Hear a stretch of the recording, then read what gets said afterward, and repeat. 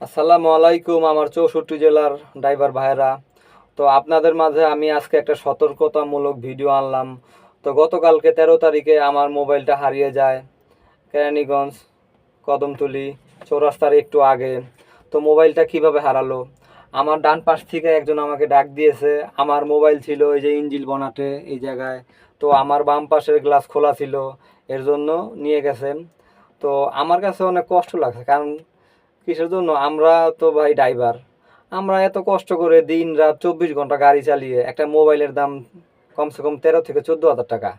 তো আমি চাই না যে আমি যেভাবে ধরা খেয়েছি আপনারা খান, এর জন্যই মূলত ভিডিও করা।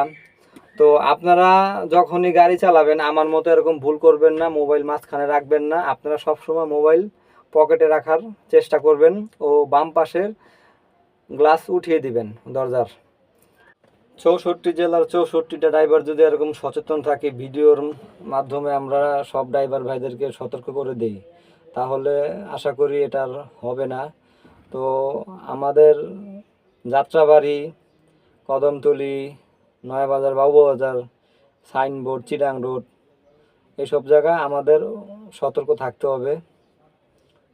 তো ভালো থাকবেন, আল্লাহ হাফেজ। তো আমার এই ভিডিওটা শেয়ার করে দিবেন যাতে সবাই দেখতে পারে।